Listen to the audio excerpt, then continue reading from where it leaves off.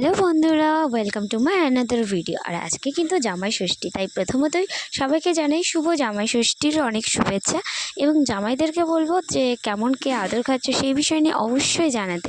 তার প্রথমত সব কিছুর আগে আমরা যেটা নিয়ে শুরু করতে চলেছি সেটা হলো আজকে আমাদের বাড়িতেও জামাই এসছে, যার জন্য জামাই ষষ্ঠী হচ্ছে। এবং এখানে কিন্তু মা জামাই ষষ্ঠীর পুজো শুরু করে দিয়েছে।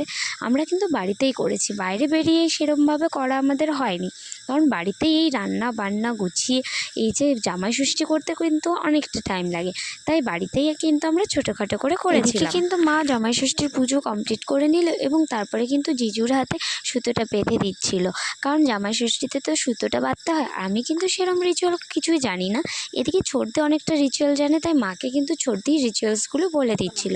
তারপরে কুটুস বেঁধে দিল হাতে। আমার বকু রে, এবার শুনে বাবাটা বসেছে কি সুন্দর। দাঁড়া দাঁড়া দাঁড়া দাঁড়া টাইট করে না, বেশি টাইট করে। তুমি কি খুশি হয়েছো? খুশি হয়েছে? এতগুলো খাবার থেকে আমি বুঝতে পারছি না আমি কি করবো, খাবো নাকি খাবো না, খেতে হবে, সব খেতে হবে। কোথা থেকে শুরু করবো এটা বুঝতে পারছি না। এখানে কিন্তু আমার মা আর দিদি জামাই ষষ্ঠীর জন্য সম্পূর্ণ রান্না করেছিল, আর তোমরা দেখতেই পাচ্ছ অনেক রকমের পদ রান্না করা হয়েছে। অ্যাকচুয়ালি আমাদের এখানে জামাইয়ের জন্য প্রায় 40 থেকে 45 রকমের আইটেম করা হয়েছে।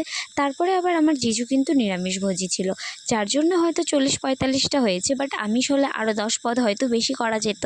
তো যাই হোক, প্রথমত কোনো দিক থেকে বুঝতে পারছিল না কীভাবে শুরু করবে। আগের বছরও আমরা কিন্তু এরমই আইটেম করেছি। আমার জিজু কিন্তু প্রায় খানিকক্ষণ বসে ভাবলো যে কোনটা দিয়ে শুরু করব, তারপরে কিন্তু শুরু করেছিল। আর এখানে অনেক রকমের ভাজি তরকারি সব কিছু ছিল। কুট্টুসও কিন্তু দেখিয়ে দিচ্ছিল কুট্টুসের বাবা কী দিয়ে শুরু করবে সেটা কিন্তু কুট্টুস হেল্প করছিল। তারপরে কিন্তু খাওয়া দাওয়া কমপ্লিট হয়ে যাওয়ার পরে বিকালে সাডেনলি কিন্তু বৃষ্টি শুরু হলো, আর বৃষ্টিটা কিন্তু খুব সুন্দর ছিল। তাই আমি প্রথমত দরজার সামনে, তারপরে জানালা দিয়ে বাইরের ওয়েদারটাকে ক্যাপচার করার চেষ্টা করেছি।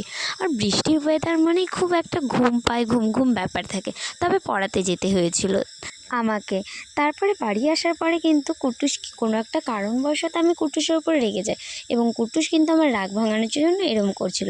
বাট সাডেনলি আমি বুঝতে পারলাম না যে আমার রাগ ভাঙাতে ভাঙাতে উনি মহারাজ নিজেই রাগ হয়ে গেল। আজকের মতো এতটুকুই, দেখা হবে আবার নেক্সট নতুন ভিডিওতে।